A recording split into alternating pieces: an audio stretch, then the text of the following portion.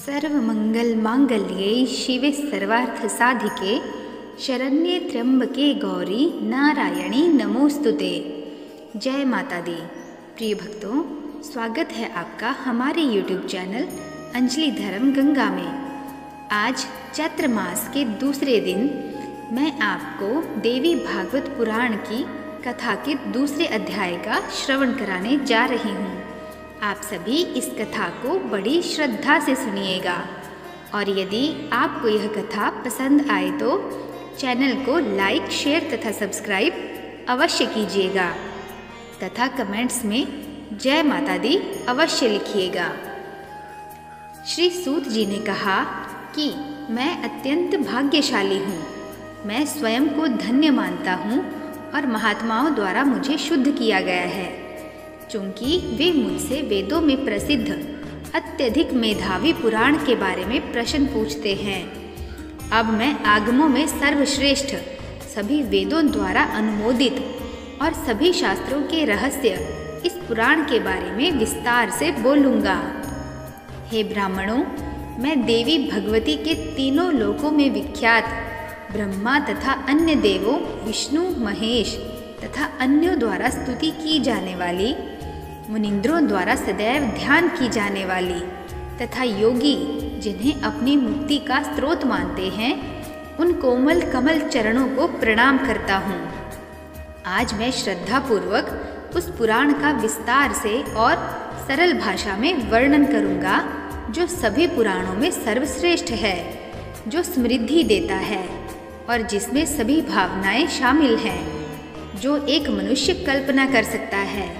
श्रीमद् देवी भागवत वह सर्वोच्च मौलिक शक्ति जिसे वेदों में विद्या के नाम से जाना जाता है और जो सर्वज्ञ है, जो सबके अंतरतम को नियंत्रित करती है और जो संसार की गांठों को काटने में कुशल है, जिसे दुष्ट और दुराचारी नहीं जान सकते, लेकिन जो मुनियों को ध्यान में दिखाई देता है, वह भगवती देवी प्रदान करें। मैं सदैव पुराण का वर्णन करने के योग्य बुद्धि हूँ। मैं अपने मन में सभी जगतों की माता को बुलाता हूँ, जो इस ब्रह्मांड की रचना करती हैं, जिसकी प्रकृति वास्तविक और अवास्तविक दोनों हैं। अपने राजसिक सात्विक तरीके से इसका संरक्षण और विनाश करती हैं। यह आमतौर पर ज्ञात है कि ब्रह्मा इस ब्रह्मांड के निर्माता हैं और वेद तथा पुराणों के जानने वाले ऐसा कहते हैं, लेकिन वे यह भी कहते हैं कि ब्रह्मा विष्णु के नाभि कमल से पैदा हुए हैं। इस प्रकार ऐसा प्रतीत होता है कि ब्रह्मा स्वतंत्र रूप से रचना नहीं कर सकते। पुनः विष्णु, जिनके नाभि कमल से ब्रह्मा का जन्म हुआ है, प्रलय के समय अनंत 1000 सिर वाले सांप के बिस्तर पर योग निद्रा में लेटे हुए हैं। तो हम भगवान विष्णु को ब्रह्मांड का निर्माता कैसे कह सकते हैं, जो 1000 सिर वाले अनंत सर्प पर विश्राम करते हैं।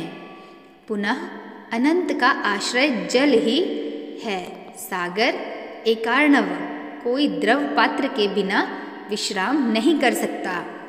इसलिए मैं सभी प्राणियों की माँ की शरण लेता हूँ, जो सभी की शक्ति के रूप में निवास करती हैं और इस प्रकार सभी का समर्थन करती हैं।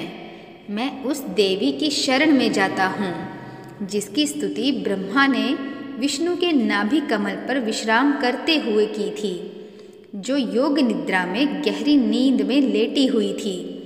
हे मुनियों, उस माया देवी का ध्यान करते हुए, जो ब्रह्मांड की रचना, संरक्षण और विनाश करती हैं, जो 3 गुणों से बनी है और जो मुक्ति प्रदान करती हैं।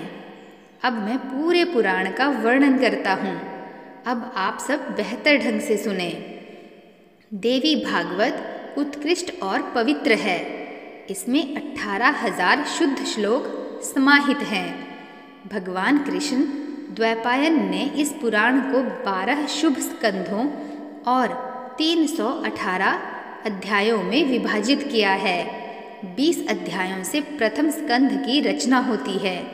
दूसरे स्कंध में 12 अध्याय, तृतीय स्कंध में 30 अध्याय, चौथे में 25 अध्याय, पांचवें में 35, 31, छठे में 40, सातवें में 24, आठवें में 9वें में 50 अध्याय, 13 या 10वां 11वें स्कंध में 24 और 12वें स्कंध में 14 अध्याय समाहित हैं। हे मुनियों, इस प्रकार द्वैपायन मुनि ने प्रत्येक स्कंध में अपने अध्यायों की व्याख्या की है। इस प्रकार महात्मा वेद व्यास ने इस भागवत पुराण का विभाजन किया है। इतने सारे स्कंधों में और इतने सारे अध्यायों में और श्लोकों की संख्या 18,000 है। यह पहले ही कहा जा चुका है। उसे पुराण कहा जाता है जिसमें निम्न 5 विशेषताएं होती हैं। 1. ब्रह्मांड की रचना, 2. गौण रचना, 3. राजवंश, 4. मनवंतर और 5. मनु और अन्य राजाओं का वर्णन। शिव प्राकृत गुणों से परे, शाश्वत और सर्वव्यापी हैं। वह बिना किसी परिवर्तन के अपरिवर्तनीय, अप्राप्य है, लेकिन योग द्वारा वह ब्रह्मांड की शरण है और उसका स्वरूप तुरीय चैतन्य है। महालक्ष्मी उनकी सात्विक शक्ति हैं, सरस्वती उनकी राजसिक शक्ति हैं और महाकाली उनकी तामसिक शक्ति हैं। ये सभी स्त्री रूप हैं। इस ब्रह्मांड के निर्माण के लिए इन 3 शक्तियों द्वारा शरीर धारण करने को शास्त्रों में कुशल उच्च आत्मा व्यक्तित्व द्वारा सर्ग के रूप में नामित किया गया है। और इस ब्रह्मांड के निर्माण, संरक्षण और विनाश के लिए ब्रह्मा, विष्णु और महेश में इन 3 शक्तियों का आगे का संकल्प प्रतिसर्ग के रूप में दर्शाया गया है। सौर और चंद्र राजवंशों के राजाओं का वर्णन और हिरण्यकशिपु और अन्य के परिवारों को राजाओं और उनके राजवंशों की वंशावली के विवरण के रूप में जाना जाता है। स्वयंभुव तथा अन्य मनुओं का वर्णन और उनके शासनकाल को मनवंतर के नाम से जाना जाता है और उनके वंशजों के विवरण को उनके परिवारों के विवरण के रूप में जाना जाता है। हे मुनिश्रेष्ठ, सभी पुराण इन 5 विशेषताओं से संपन्न हैं।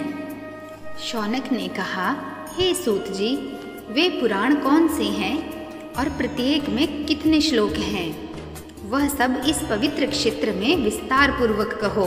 शौनक ने कहा कि हम स्वयं को नैमिषारण्यवासी इसलिए कहते हैं क्योंकि जब हम कलयुग से भयभीत थे तब ब्रह्मा ने हमें एक मनोमय चक्र और मैंने हम सभी से कहा, इस पहिए का अनुसरण करो, इसके पीछे जाओ और जिस स्थान पर पहिए की परत पतली हो जाएगी और आगे नहीं लुढ़केगी वह देश है पवित्र स्थान।